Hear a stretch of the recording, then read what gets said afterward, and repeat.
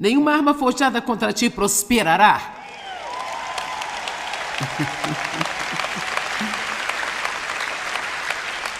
Eu sabia que ia receber uma boa resposta sobre isso. Isaías capítulo 54, verso 17. Nenhuma arma forjada contra você irá prosperar. E toda língua que se levantar contra você em julgamento, você mostrará aqui que está errada. Esta paz e a justiça e segurança e triunfo sobre a oposição são a herança dos servos do Senhor, aqueles em quem o servo ideal do Senhor é reproduzido. Então agora nós vamos demonstrar essa escritura neste fim de semana. E eu quero então começar dizendo algumas coisas sobre esta escritura. Nenhuma arma forjada contra você prosperará, mas toda língua que se levantar contra você em julgamento, nenhum de nós gosta disso, não é? Ninguém gosta de ser julgado ou criticado. Está dizendo, você mostrará estar errada, mas do lado prático, na vida de um cristão, como nós vamos mostrar àqueles que nos julgam e criticam que estão errados? Nós defendemos a nós mesmos? Nós ficamos muito zangados com eles e dizemos coisas igualmente ruins sobre eles? Mas nada disso funciona, não é? Sabe, a Bíblia diz que quando Jesus foi insultado, ele não ofereceu insulto em troca. Quando ele foi abusado, ele não abusou de volta, mas ele confiou a si mesmo e todas as coisas àquele que julga com justiça. Assim, o ponto de partida é a maneira como nós mostramos àqueles que nos julgam e criticam que eles estão errados sobre nós, é nos comportando de uma maneira piedosa. Em vez de deixar que o diabo fez através deles nos faça agir como eles também. Eu vou dizer novamente. Veja o que estamos tão tentados a fazer Bem, você não vai falar desse jeito comigo? Se você acha que vai fazer isso, então eu vou fazer pior com você. Eu vou cortar você da minha vida, eu vou contar a todo mundo o que você fez comigo. Tudo que estamos fazendo quando fazemos isso antes de tudo, não guerreamos com seres humanos. A Bíblia nos diz que a nossa guerra não é contra carne e sangue, mas contra principados e potestades e maldade nos lugares altos. Agora, isso não tira das pessoas, de nenhum de nós, a nossa responsabilidade de não deixar o inimigo operar através de nós. Mas o ponto de partida aqui é todo o mal em todo este mundo, todas as coisas ruins que acontecem, a fonte de tudo isso é uma entidade que a Bíblia chama de o diabo, Satanás, o maligno, o enganador, o ímpio e assim por diante. Nós não gostamos de falar sobre o diabo. Quem gosta de falar sobre o diabo? Mas o triste é que em algumas igrejas, porque falar sobre o diabo é um pouco desagradável, eles nunca falam sobre o diabo. E eu estive em uma igreja por muitos anos e ia regularmente, e basicamente eu nunca havia percebido que o diabo era real. Eu pensava que ele era um tipo de personagem de Halloween, sabe? Você vestia um terno vermelho, carregava um tridente, tinha uma cauda longa e esse era o diabo? Quero dizer, eu sabia que havia um demônio, mas eu não sabia que poderia ser ou era um problema real em minha vida. E assim, a primeira coisa que você faz quando alguém julga e critica você é orar por eles. Porque eles precisam de uma compreensão e uma revelação do quanto é realmente perigoso julgar e criticar outra pessoa. Que é muito perigoso fazer isso, sei que nenhum de vocês fazem isso. Então eu não preciso parar e dar um sermão sobre isso aqui agora, mas eu estou apenas dizendo que é uma coisa muito perigosa, porque a Bíblia diz que, como você julga os outros, você será julgado da mesma maneira. Como você critica os outros, você será criticado da mesma maneira. Portanto, lembre-se sempre que, se você quiser que os benefícios desta escritura funcionem para você, veja, muitas vezes lemos uma escritura e queremos tirar os benefícios dela. Mas nós não queremos fazer aquela parte que precisamos fazer para ter esses benefícios. Sabe, nós temos o mau hábito de apenas escolhermos partes dos versículos. Bem, nenhuma arma forjada contra mim prosperará. A Bíblia diz isso. O diabo está debaixo dos meus pés. Ele está derrotado. Nenhuma arma forjada contra você prosperará. Cada língua que se levantar contra você em julgamento, você mostrará que está errada. Mas o modo de fazer isso é comportando-se de maneira piedosa, para que eles não possam achar culpa em você. Ao invés de deixar que o inimigo está fazendo através deles faça você se virar e agir como inimigo para com eles. Amém? Esta paz, 4 coisas aqui, essas são realmente 4 mensagens. Esta paz, a justiça, a segurança e o triunfo sobre a oposição, elas são a herança ou são o patrimônio. E sabe, a herança é uma coisa maravilhosa, porque você ganha o que alguém ganhou ou pelo trabalho de alguém. Isso é uma coisa boa. Então nós temos muitas coisas que Jesus ganhou e pelo que trabalhou e sofreu, e elas vêm a nós pela fé, mas a verdadeira fé também produz um certo estilo de vida. Nós não mudamos da noite para o dia, mas qualquer um que tenha um real, todos digam real. Qualquer pessoa que tenha um relacionamento real com Deus, ela vai mudar de pouco a pouco, de glória em glória. Você não pode apenas nascer de novo e nunca mudar e apenas ficar da mesma maneira, porque você tem Cristo vivendo em você e você simplesmente não pode estar confortável com esse tipo de estilo de vida. Eu particularmente gosto desta amplificação que a Bíblia Amplificada traz para nós no final deste versículo. Está dizendo: esta é a herança de todos os servos do Senhor. E os servos do Senhor dos quais está falando a respeito não é apenas alguém que vai à igreja ocasionalmente, se senta em um banco ou tem um adesivo de um peixe no seu carro ou usa uma cruz no pescoço quando sai para trabalhar. Os servos do Senhor de que ele está falando aqui, que tem essa herança e que realmente podem acreditar que nenhuma arma forjada contra eles prosperará, são exclusivamente aqueles em quem o servo ideal, com S maiúsculo, pois está falando de Jesus, é reproduzido.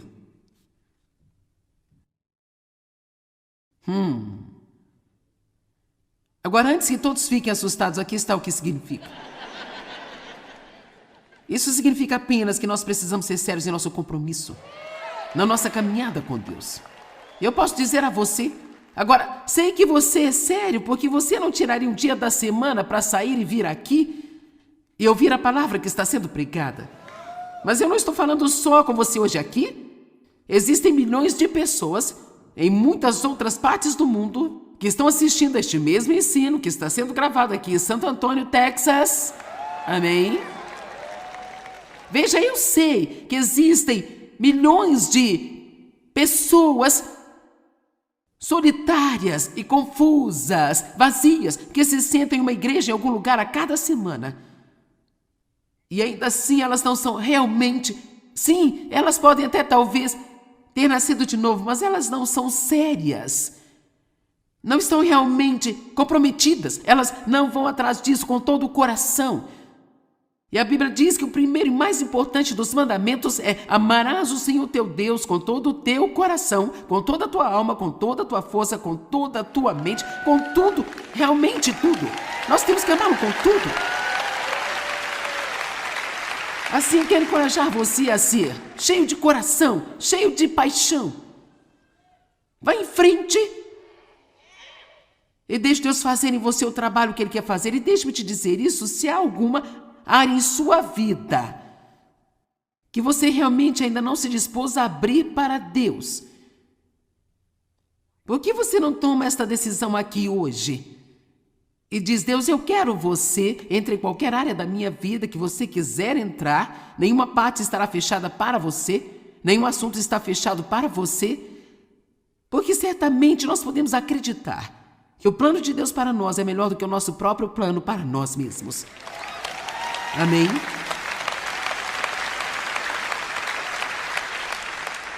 Agora,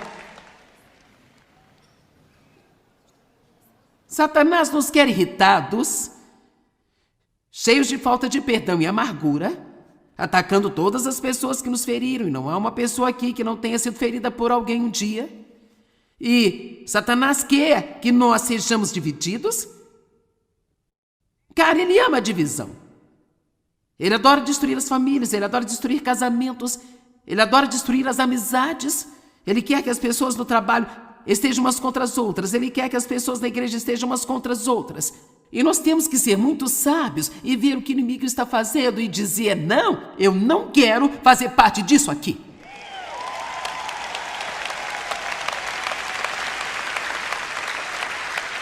Deus diz, a palavra diz do Salmo 133, onde há unidade, existe bênção e existe unção.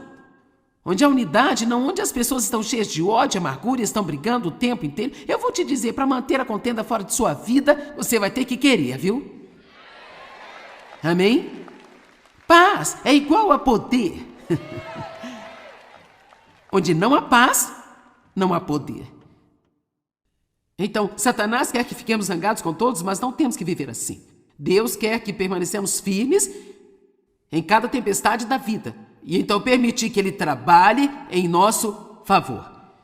Uma promessa quádrupla: paz, justiça e segurança e triunfo sobre a oposição. Esta promessa é para aqueles que são sérios crentes, irmãos, irmãs e amigos. Nós estamos numa guerra. Nós precisamos ser lembrados disso de vez em quando, sabe? Se você não acredita que estamos numa guerra, deixe-me ler 2 Coríntios 10, 3 e 4, porque embora andemos na carne, nós não militamos a nossa guerra segundo a carne, nem tampouco usando simples armas humanas. Agora, eu não vou entrar em um ensinamento sobre isso, mas temos armas espirituais. Uma das principais é esta aqui, a palavra de Deus. Amém? O nome de Jesus é uma arma. O sangue de Jesus é uma arma. A cruz de Cristo é uma arma. A adoração é uma arma.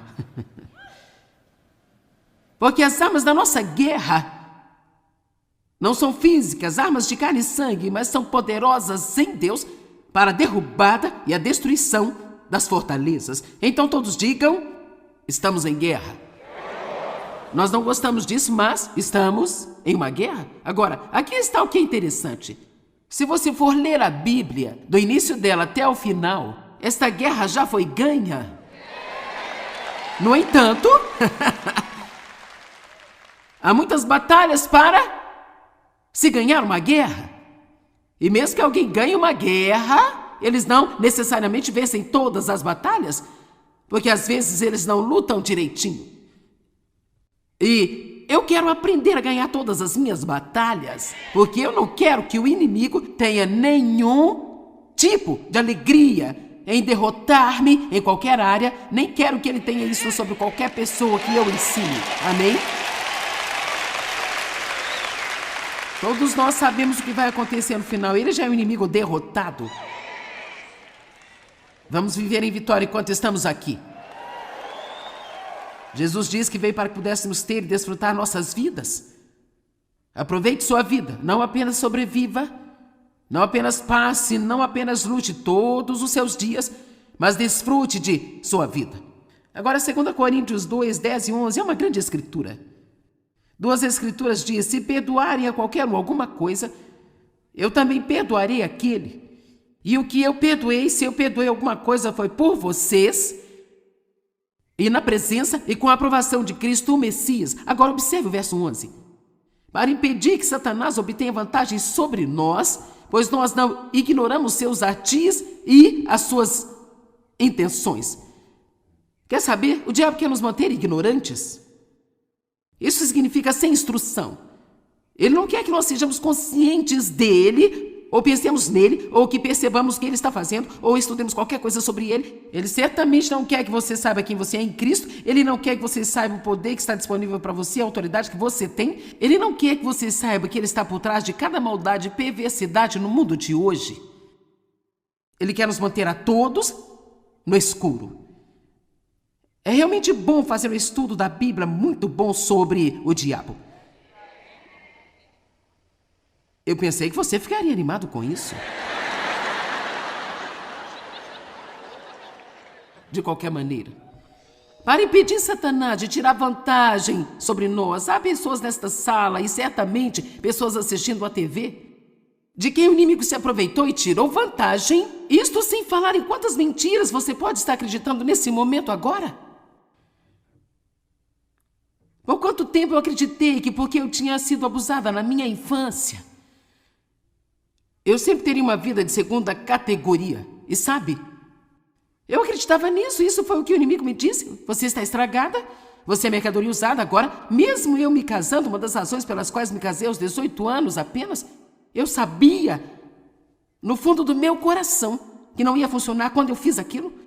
Mas o inimigo me disse a vida inteira que ninguém jamais iria querer a mim. E assim, o primeiro cara que mostrou algum interesse por mim, eu o agarrei por causa das mentiras que o inimigo tinha me contado todos esses anos. Eu me pergunto quantas milhões de jovens se casam porque é um esforço de última hora. Elas sabem que não vão funcionar quando fazem, mas elas fazem por desespero e por medo. Satanás é um mentiroso. Ele é o pai da mentira. A verdade não está nele. Ele é um enganador. E a única maneira pela qual podemos ganhar esta guerra, em que a mente é o campo de batalha, a única maneira de ganhá-la é conhecendo a palavra de Deus e estando dispostos a falar a palavra de Deus em voz alta, e então ela nos ajuda a combater as mentiras do inimigo quando elas caem em nossa cabeça.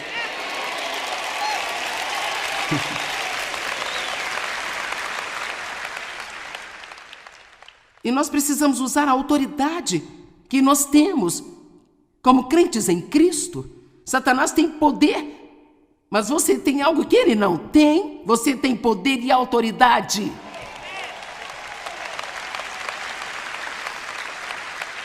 Agora, nós podemos dar-lhe a autoridade. Na verdade, Adão tinha autoridade no jardim. E ele deu essa autoridade ao inimigo, ouvindo as suas mentiras. Nós não temos que dar nossa autoridade ao inimigo, mas às vezes o fazemos por causa da falta de conhecimento. Lucas 10:19, esta é uma escritura maravilhosa. Eis que eu dou a vocês. Então ele nos deu, então isso significa que nós temos. Todos digam, eu tenho.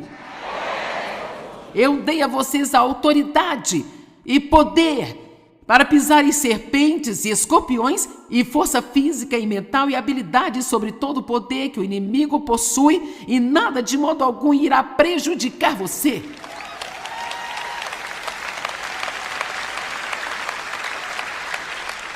Agora deixe-me explicar, isso não significa que nada pode vir contra nós, mas significa que não pode nos fazer nenhum dano permanente em longo prazo, entende? Se mantivermos nossa confiança em Deus. Em João 16:33, Jesus mesmo disse, no mundo vocês terão tribulações. Tenham ânimo. Eu venci o mundo. E a Amplificada está dizendo que eu o privei de qualquer poder de prejudicar você. Agora, eu passei por um pesadelo nos primeiros 23 anos da minha vida. E eu estou diante de vocês totalmente ilesa, curada e íntegra e ajudando as pessoas. E muitas coisas que nos machucam, às vezes começam na nossa infância, quando outras pessoas que têm autoridade sobre nós, ou muitas das mágoas que nós encontramos neste mundo, são de pessoas lá fora que têm um problema e nós ficamos no caminho de seus problemas, então nós nos machucamos por causa de seus problemas. Mas há uma maneira de nós sermos curados e permanecermos íntegros em cada uma dessas situações. 1 João 3:8. A segunda metade da Escritura diz, a razão pela qual o Filho de Deus foi manifestado e visível, a razão pela qual ele veio, foi para desfazer e destruir, soltar e dissolver todas as obras do diabo, para derrotar o inimigo e nos dar de volta a autoridade que Adão deu a ele. Todos digam, estamos numa guerra, nós temos autoridade e eu vou usá-la. Ok, último verso. 2, na verdade 2. Mateus 16, do 15 ao 19. Jesus falando com seus discípulos, ele disse assim, quem dizeis que eu sou? E Simão Pedro respondeu, você é o Cristo, o Filho do Deus vivo. Há um poder real nesta declaração. Você é o Cristo, o Filho do Deus vivo. Você precisa saber quem é Cristo. Ele é o Messias, o Cristo, o Filho do Deus vivo. Ele é Deus, ele veio de Deus, gerado e não feito, consubstancial ao Pai, pelo qual todas as coisas foram feitas. Ele morreu e ressuscitou de dentre os mortos e ele está voltando em breve. Amém?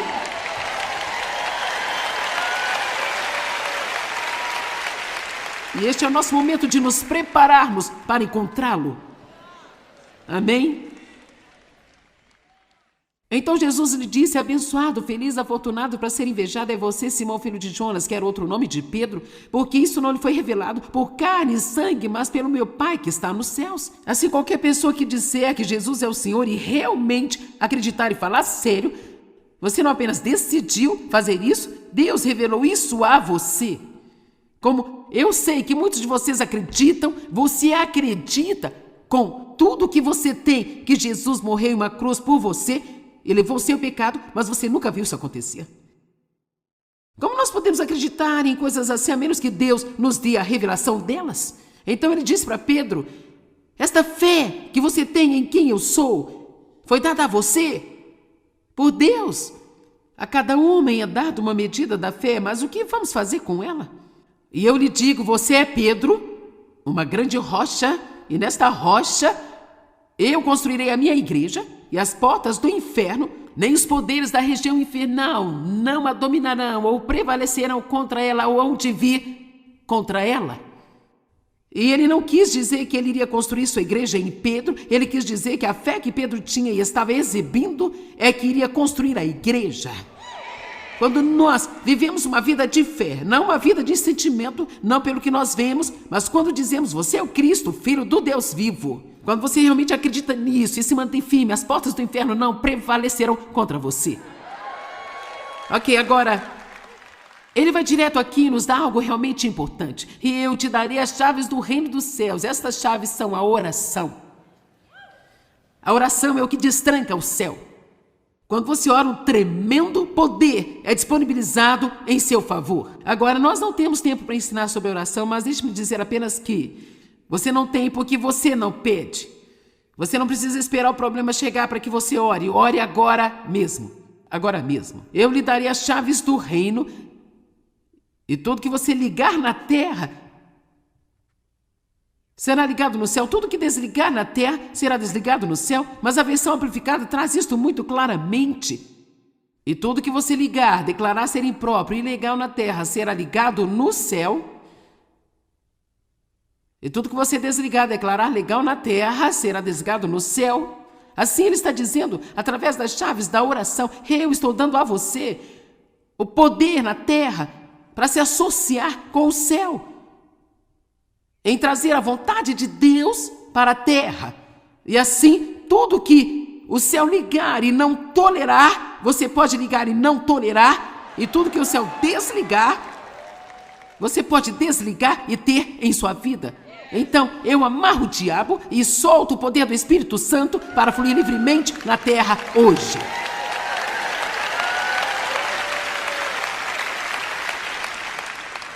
Esse poder não está em poucas pessoas.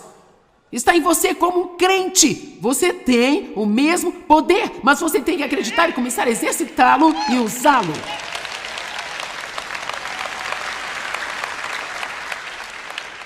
Deixa eu lhe dizer uma coisa, se você não lutar por si mesmo, ninguém mais vai fazer isso por você. Você pode ter uma mãe que vai lutar por você, pode ter uma avó que vai lutar por você, mas é bem melhor lutar por você mesmo. Você vai ter que enfrentar o Golias em algum momento da sua vida.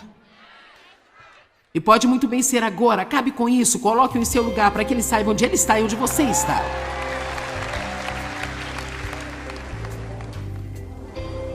Bem, como crentes em Jesus, nós temos poder e autoridade em Cristo para vencermos o inimigo. Nós somos parceiros de Deus e nós não podemos fazer a sua parte, isto é certo. Mas Ele não fará a nossa. Ele quer que nós trabalhemos juntos. A Bíblia nos garante que nenhuma arma forjada contra nós irá prosperar. Paz é, na verdade, quer dizer, é realmente uma arma contra o inimigo. A Bíblia refere-se a ela como uma armadura, que é uma armadura que nos protege. A arma é algo que costumamos usar para irmos atrás de alguma coisa. Mas eu acredito que a paz é uma das coisas mais poderosas que nós temos à nossa disposição. Em João 14:27, Jesus disse que a paz era a nossa herança. Ele disse: a minha paz eu dou a vocês. Eu a dou a vocês. A minha paz eu lhes dou e eu transmito a vocês. Esta era a vontade dele. Não a dou como o mundo a dá a vocês. Não deixe que seus corações se perturbem, nem se assombrem. Não permitam a si mesmos estarem agitados e perturbados. Não se permitam estar com medo, intimidados, acovardados e inquietos. Agora, o que eu vejo nesta escritura é que Deus faz a parte dele. Agora ele diz: aqui está a sua parte. Nós somos parceiros de Deus. Ele sempre tem a sua parte e nós sempre temos a nossa. Não podemos fazer a sua parte, ele não fará a nossa parte. É tão importante que nós aprendamos isso.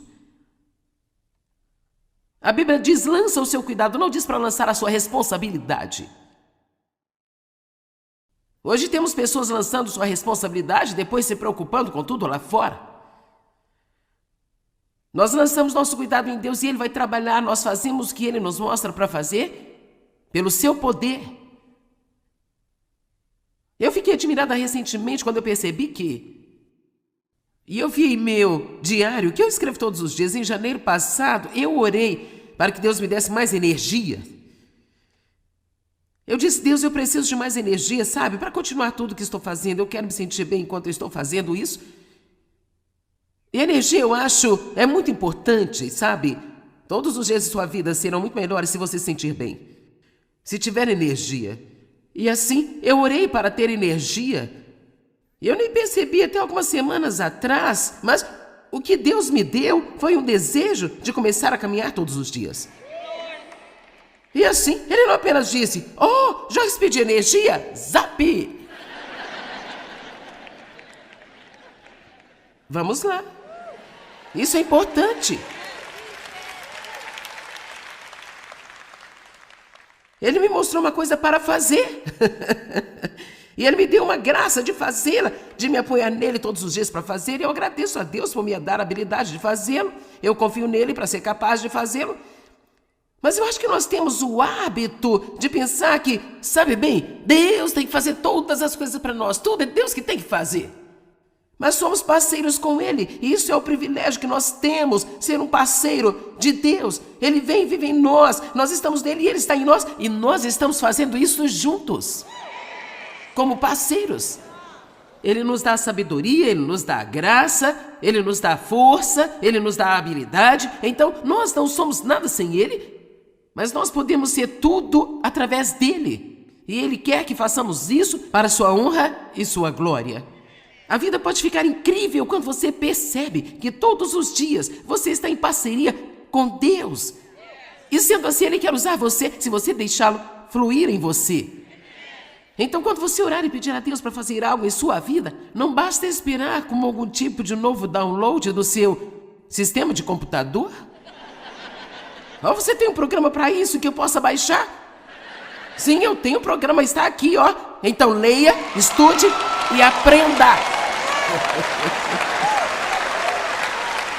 Coloque-a para trabalhar em sua vida. Você continue. E de repente você percebe: eu sou uma pessoa totalmente diferente de como costumava ser.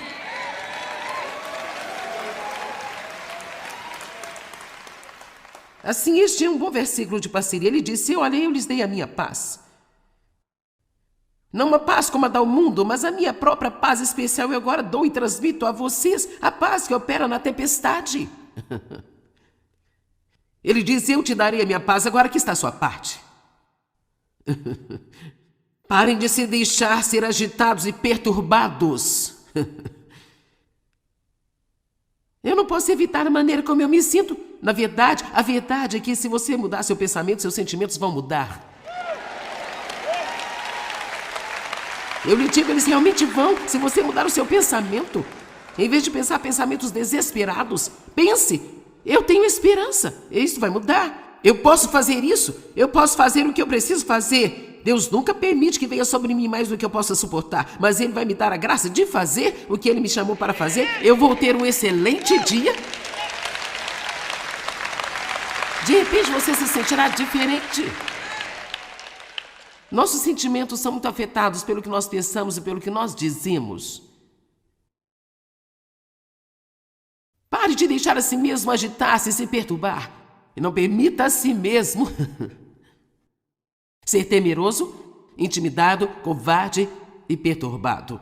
Em Efésios 6,15, somos encorajados a calçar os nossos sapatos da paz. Os seus sapatos são para uma caminhada. Devemos caminhar em paz, enquanto atravessamos a vida diária conforme atravessamos todos os dias de nossa vida. A maioria das pessoas, quando se levanta pela manhã, uma das primeiras coisas que faz é colocar os seus sapatos. Talvez alguns de vocês andem descalços, mas espiritualmente falando, você não deve andar descalço. Amém? Não seja um cristão descalço. Calce os seus sapatos da paz. Não seja um cristão nu. Vista a sua justiça, coloque o seu cinto. Vista a sua túnica de justiça. Coloque o seu capacete da salvação. Coloque o seu escudo da fé.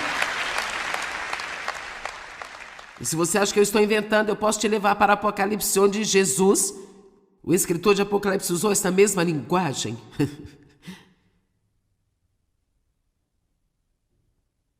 Não simplesmente deseja paz, mas persiga e vá atrás dela.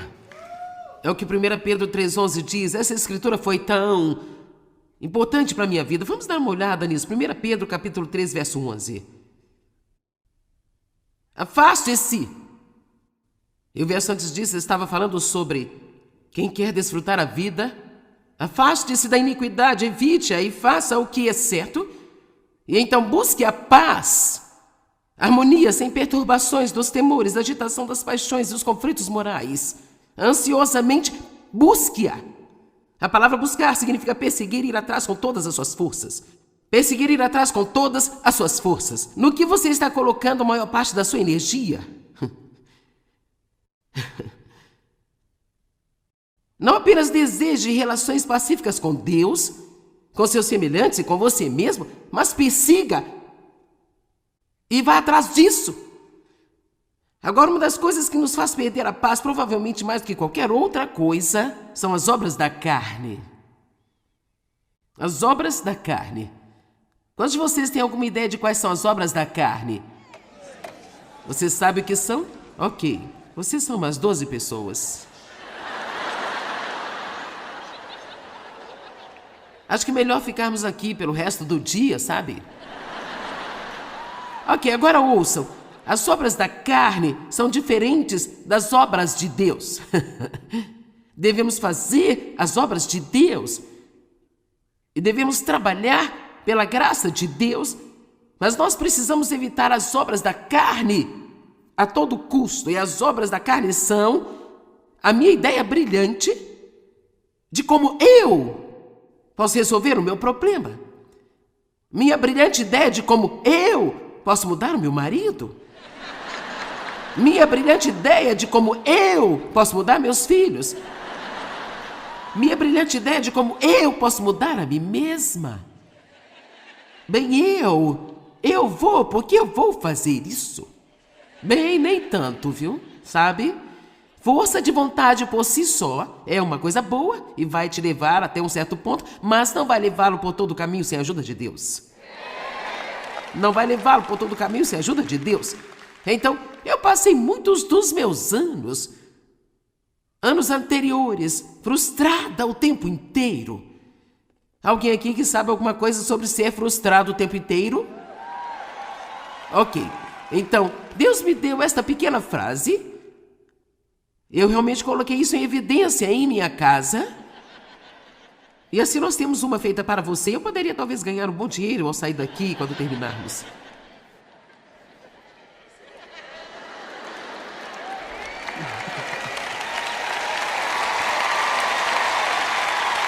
Todos estão vendo isso aqui? Então aqui está o que eu descobri. Toda vez que eu me sentia frustrada, todas as vezes que você quiser se sentir frustrado, é só você entrar no que a Bíblia chama de obras da carne. E as obras da carne são a nossa energia tentando fazer o trabalho de Deus. Sabe, nós somos tentados a fazer algo que não podemos fazer, que não sabemos como fazer, que não está funcionando. Apenas não funciona. E essas coisas podem ser tão frustrantes toda vez que qualquer um de nós, e todos nós temos coisas diferentes que surgem em nossa vida. Problemas no casamento, problemas financeiros, problemas com circunstâncias, problemas que você tem consigo mesmo porque não consegue fazer aquilo que você quer fazer por si mesmo. Você já teve algum desses problemas? É como, e sabe, eu estou frustrado comigo. Você sabe como é? Tentamos mudar a nós mesmos. E sabe, parece que às vezes a coisa que você está tentando mudar, você faz mais ainda. Enquanto está tentando mudar do que faria se tivesse deixado de lado. Sabe por que é assim? Porque você começa a se concentrar no que está errado com você em vez de concentrar-se em Jesus Cristo. Vamos lá.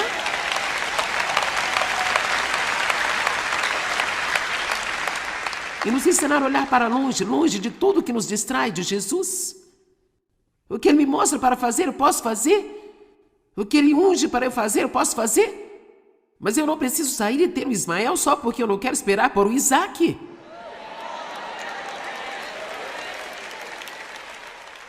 E se você não sabe o suficiente da Bíblia para saber o que eu quero dizer, há uma história no Antigo Testamento sobre um homem a quem foi dada uma promessa de que ele teria um filho do seu próprio corpo. O problema era que ele tinha 100 anos e sua mulher tinha 90. Tinham passado há muito da sua idade fértil. Deus disse, eu prometi que você terá seu próprio filho. Eles esperaram. Anos e anos e anos e anos e anos se passaram. Nenhum filho, nenhum filho, nenhum filho. Então eles tiveram uma ideia. Tome aqui esta minha serva, engravide-a, ela terá um filho que será meu filho. Bem, esse era Ismael, e Ismael significa homem de guerra. Isaac significa promessa. Ele é o filho prometido, ele que é o nosso prometido. E assim muitas vezes nós não queremos esperar por Isaac porque demora um pouco mais do que nós gostaríamos. E nós temos o Ismael e temos que trocar as suas fraldas por um longo tempo. Obras da carne. Sempre que você ficar frustrado, você está em obras da carne. 3 áreas de que eu posso falar com você. É muito fácil entrar em obras da carne na tentativa de mudar a si mesmo.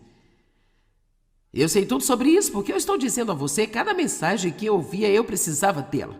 Não ouvi uma mensagem que alguém tenha pregado quando eu comecei nas reuniões como essa e ouvir a pregação de que eu tenha saído convicta. Bem, eu saía condenada de cada reunião. Porque eu não sabia a diferença entre convicção e condenação. Então, quando Deus usava algo para me convencer, eu deixava o diabo pegar isso e me condenar e bater com isso na minha cabeça. Então eu ia para casa me sentindo pior do que estava. Alguém já teve essa experiência assim? Bem, sabe, nem sempre é culpa do pregador. Não são eles que fazem você se sentir mal. É porque você não sabe, às vezes, apenas dizer: bem, você está certo, Deus, você me acertou esta noite. Eu realmente tenho um problema com isso. Eu estou pedindo a você e confiando em você para fazer a mudança em mim. E então daí você vai para casa e você estuda a palavra nesta área do problema. Isso é muito simples. Muito simples. Se você tem um temperamento ruim, não precisa de um ensino sobre sucesso. Eu vou para o seminário de sucesso esse fim de semana lá na minha igreja, sabe, gente? E você esteve gritando com a sua família toda semana como uma louca varrida, sabe? Eu vou ser honesta com você, seria melhor ficar em casa longe do seminário sobre sucesso e pegar a sua Bíblia e olhar para todas as escrituras que você puder encontrar sobre a raiva, anotá-las e depois colocá-las em seu computador, orar, procurar a definição de todas as palavras. Porque quando você estuda a palavra, naquela área onde você está tendo o problema, ela age como remédio para a sua alma. Ela tem o poder de mudar a sua vida. Saiba como usar uma concordância. Se você é impaciente, não precisa de prosperidade. Você precisa saber como esperar. Isso significa esperar com uma boa atitude. Isso é o que é a paciência. Esperar com uma boa atitude. Amém? Paciência não é a capacidade de esperar, é como nós esperamos. Quando eu aprendi isso, você ainda está vendo essa placa? Quando eu aprendi isso, foi importante para mim e ainda me ajuda muito hoje, porque quando eu começo a ficar frustrada... Ontem eu recebi uma conta que eu não estava esperando, e foi uma grande. E foi uma daquelas coisas, como, na verdade, eles deveriam estar faturando essa conta a cada mês, mas eles não a faturaram durante um ano, e agora de repente eu me esqueci disso, porque sabe, se não vem pelo correio, não põe na minha cara, eu esqueço mesmo, sabe? Então eu fiquei como, o que é isso? Bem, sabe, o meu primeiro impulso foi ficar frustrada e ligar para a pessoa que não me enviou aquela conta. Quantos sabem que não é inteligente com nossos primeiros impulsos o tempo inteiro? Respire. Feche a boca por alguns minutos. Ajuda-me, Deus, ajuda-me. Então, aqui está o que eu pensei bem. Eu teria gastado dinheiro de qualquer maneira, eu teria gasto em coisas menores. Você pode se livrar dos seus problemas. Amém? Você não pode mudar a si mesmo, você não pode mudar as pessoas ao seu redor. Eu tentei mudar a mim mesma, toda mensagem que eu via, eu precisava dela. Não houve uma que eu não precisasse. Eu tinha uma boca grande, minha mente estava uma bagunça, minhas emoções eram uma bagunça e eu era egoísta, mesquinha, qualquer coisa que eu ouvisse eu precisava. Eu pensei que ninguém era tão ruim quanto eu e eu passei todo o meu tempo tentando mudar a mim mesma. E foi apenas frustrante. Vamos colocar Gálatas capítulo 3, versos 1 a 3. Vou me apoiar na minha placa, eu estou me divertindo. Ó vocês pobres e tolos, insensatos, irrefletidos e disparados texanos.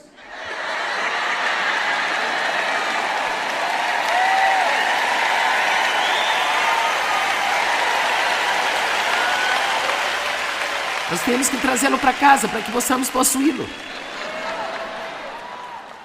Quem os fascinou, enfeitiçou, lançou um feitiço sobre vocês, não foi bem diante de seus próprios olhos que Jesus Cristo, o Messias, foi abertamente e graficamente apresentado e retratado como crucificado? Agora, eu chequei isso para ver quando Paulo escreveu isso para os Gálatas e foi cerca de 50 anos após a morte de Cristo. Então ele realmente estava falando com pessoas, algumas das quais tinham realmente visto a crucificação de Cristo. E assim, eles sabiam que Jesus tinha morrido por eles. E ainda estavam caindo de volta em obras da carne. Ele disse, deixa-me fazer uma pergunta. Receberam o Espírito Santo como resultado de obedecer à lei e fazer as obras da carne? Ou foi por ouvir a mensagem do Evangelho e por crer nela? Foi por vocês observar uma lei de rituais? Ou foi por causa da fé? Alguém aqui recebeu a Cristo porque seguiu um monte de regras e regulamentos? Então essas pessoas, ele disse, olha, ele foi crucificado bem na sua frente, agora você está se voltando para toda essa coisa de obras?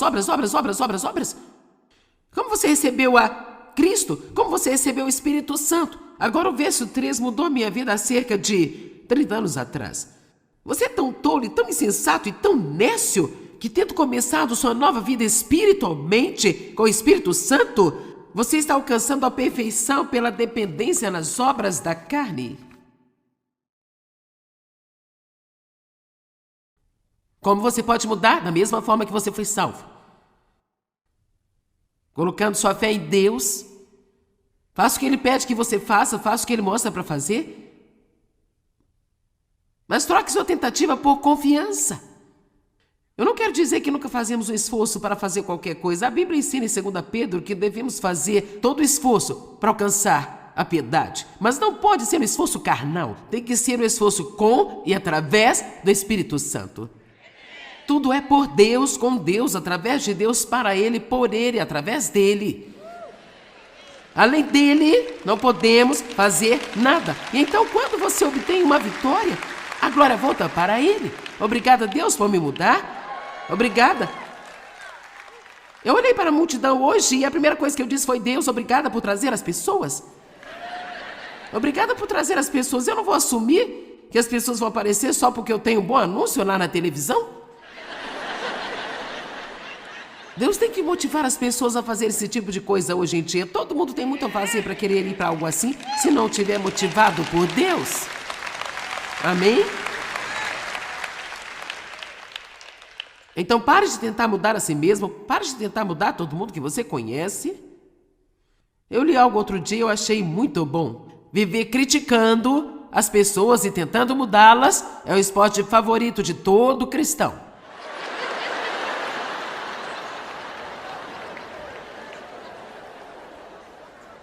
Quer dizer, se Deus disser a você, eu vou te dar uma lista para mudar alguém que você quer mudar, eu me pergunto, quantas pessoas você colocaria na lista bem rapidinho? Eu posso lhe dizer, isso não funciona, eu tentei mudar o Dave. Eis que eu descobri que, na verdade, Deus queria mudar a mim.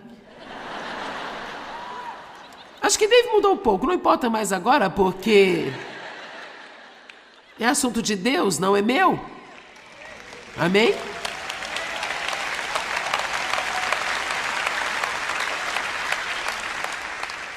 Ele não é minha propriedade, eu não vou ter que dar conta do Dave quando eu chegar diante de Deus. Você sabe, o nosso pecado de julgamento é pior do que o que as pessoas estão fazendo. Amém? E finalmente, não tente mudar as circunstâncias que você não pode mudar. Faça o que Deus te mostrou para fazer.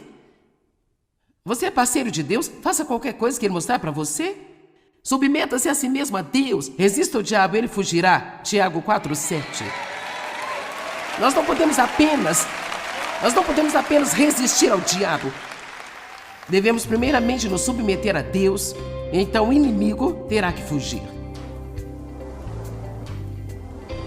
Como crentes em Cristo, nós temos poder e autoridade em Cristo para vencermos o inimigo.